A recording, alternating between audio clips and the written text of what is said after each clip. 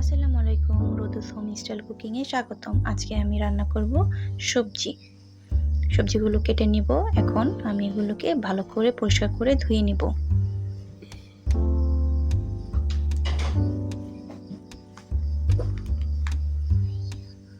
আমি আবার এগুলোকে ভালো করে পানি ফেলে ধুয়ে নিচ্ছি।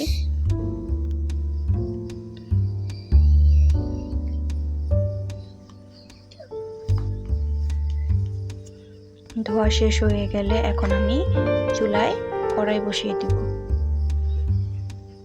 কড়াইয়ে আমি তেল ঢেলে দিলাম।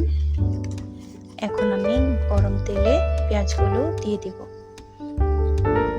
পেঁয়াজগুলো বাদামি রঙের হয়ে আসলে কাঁচামরিচ দিয়ে দিব। কাঁচামরিচ দিয়ে এখন আমি দিয়ে দিব আদা রসুন পেস্ট, সামান্য মরিচের গুঁড়া, সামান্য হলুদ গুঁড়া। এখন দিয়ে দিব পরিমাণ মতো লবণ। এগুলোকে আমি ভালো করে কষিয়ে নেব। কষানো হয়ে গেলে এখন দিয়ে দিব আমি পানি। আমি আবার এগুলোকে ভালো করে কষিয়ে নেব। এখন এগুলোর ভিতরে দিয়ে দিব আমি কেটে রাখা সবজিগুলো। সব সবজিগুলো আমি এখানে দিয়ে দিব।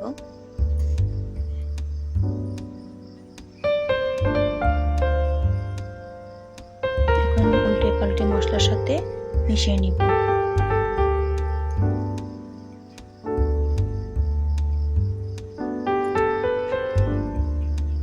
যতক্ষণ না পর্যন্ত সবজির কালারটা চেঞ্জ হয়ে আসছে ততক্ষণ পর্যন্ত আমি কষাতেই থাকব। কষানো হয়ে গেলে আমি এখন দিয়ে দেব পরিমাণ মতো পানি।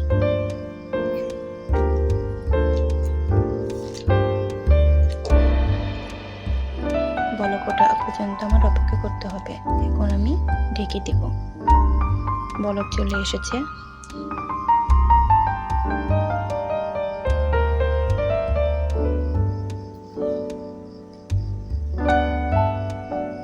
এখন দেখতে হবে সিদ্ধ হয়েছে কিনা। হ্যাঁ, আমার তরকারিগুলো সিদ্ধ হয়ে গেছে। এখন আমি আমার নিজের গাছে লাউ পাতা দিয়ে দিব। সবজি অনেকভাবে রান্না করা যায়, যে যেভাবে রান্না করে। আমি এভাবে খেতে পছন্দ করি, তাই এভাবে আপনাদের সাথে শেয়ার করলাম। নেড়ে চেড়ে দেব।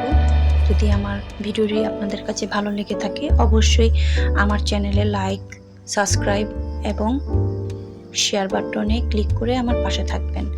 এখন আমি দিয়ে দেব বাগার। বাগারের জন্য ফ্রাই প্যানে পেঁয়াজ রসুন ভেজে সবজির ভিতরে ঢেলে দিব। এখন আমি আবার এগুলোকে মিশিয়ে নিব উল্টে পাল্টে মেশানোর পরে দিয়ে দিব বিক্রমপুরের ঐতিহ্যবাহী শাক, যেটা ছাড়া আমরা তরকারি বা সবজির কথা চিন্তাও করতে পারি না।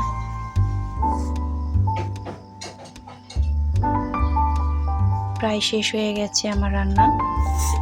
যখন দেখবো তরকারির ঝোলটা গাঢ় হয়ে গেছে তখনই আমরা নামিয়ে ফেলবো।